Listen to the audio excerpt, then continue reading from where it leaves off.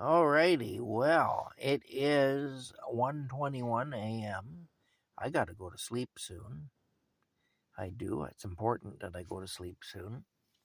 But, um, I'm gonna tell you a funny story. I passed a farm today on the way home, and it reminded me of this story because the farmer who runs that particular farm is a part of this story. A big part of it, actually. Um, Years ago, I had a friend who ran a chip wagon in Perth. Um, it was over at the old Heritage Silversmiths plant. The Heritage Silversmiths plant on Rogers Road in Perth is closed down now for quite a few years. But anyway, the chip wagon was over there. This is a friend of mine. She's still a friend of mine. She doesn't run the chip wagon anymore. She got rid of that years ago. But she had a really good chip wagon. Her food was really good and everything. It was probably the best chip wagon in Perth at the time. And she liked to source her food from the best possible places. She liked to get organic stuff wherever she could and stuff like that. And one of the things that she was doing is she was buying tomatoes from a local farmer. The farmer who owns the farm that I passed by today on my way home at the Camp Crazy, and this is why I thought of the story today. Anyway, she was buying organic tomatoes. She was told that the tomatoes were grown right there on the farm, and that he would go out every morning and pick and harvest them, pick them or whatever, you know. And so she was getting fresh harvested, organically grown, locally and organically grown tomatoes to put on her hamburgers and so on. So she was pretty happy about that anyway, and bought these tomatoes from the guy for a long time. But here's the catch. I'll tell you the catch. This is where the story takes an interesting turn. She bought all these tomatoes from the guy. Okay. Is organically grown, locally grown by him on his property, harvested every day, freshly harvested, beautiful, organically grown, locally grown tomatoes.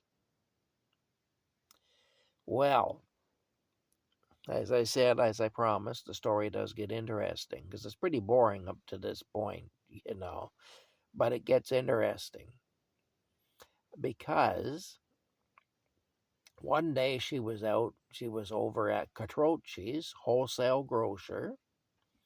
This is a place where people in business can go to shop. Not everybody can shop there. But that's where she was. She was at Catrocci's wholesale grocery store. And who does she see in there but her friend, the tomato growing man? The one who's been supplying her with these beautiful, organically grown, harvested daily on his property tomatoes for her chip wagon. They cut into pieces. They cut into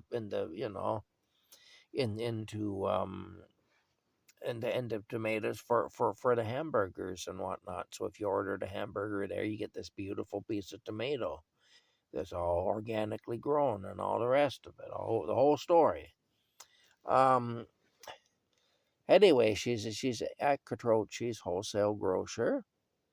And who does she see but her friend, the tomato growing farmer? And what is he doing? But he is buying pallets of tomatoes, pallets of the same tomatoes he was selling her. He was buying these things at Catrocci's wholesale grocer. They were not organic, they were not grown on his property, and they were not freshly harvested daily. And so anyway, she didn't buy any more tomatoes from him.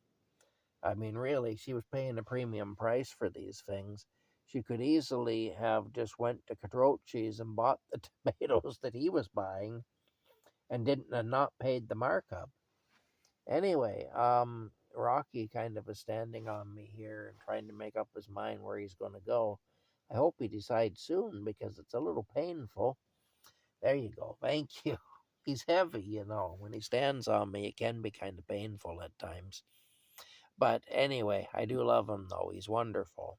He's heavy, but he's wonderful. Anyway, that's a story that I can recall, and I just went past that farm today, and that's what brought it to mind anyway. I have a I have a video that I took of a really nice butterfly. I'm thinking of putting it to music, and I don't know, I'm kind of tempted to put it to an old Nana Muscuri song, which was about a butterfly.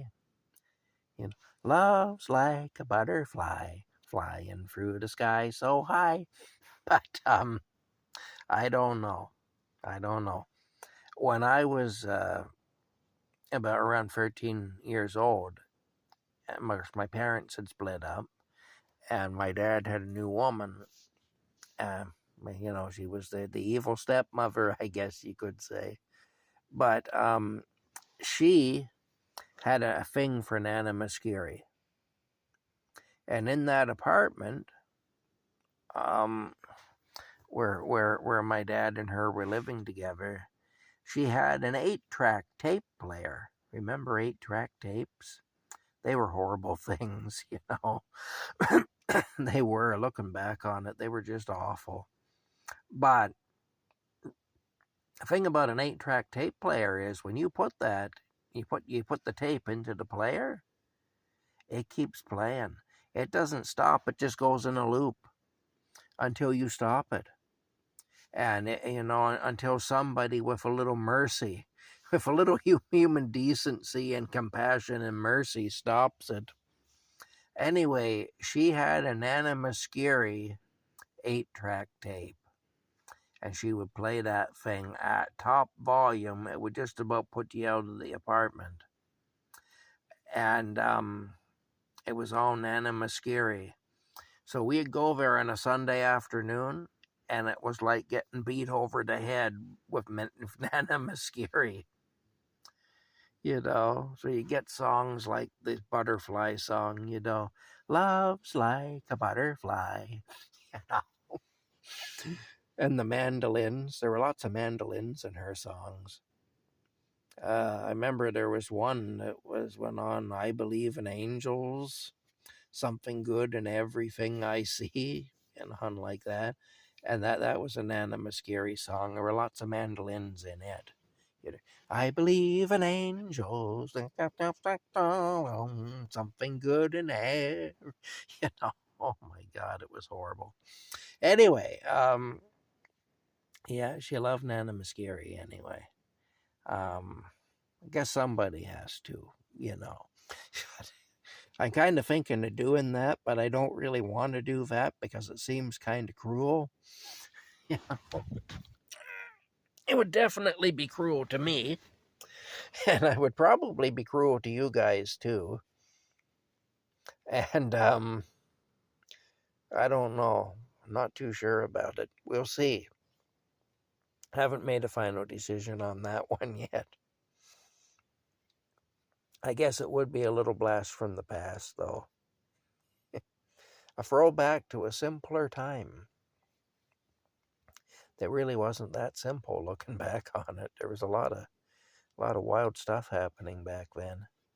Anyway, that's it. It is nighttime, and it's nearly 2:00 in the morning. I got to get to sleep, so I'm going to try to do that.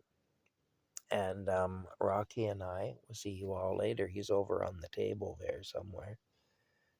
Yeah. All right. Good night. Good night, everybody.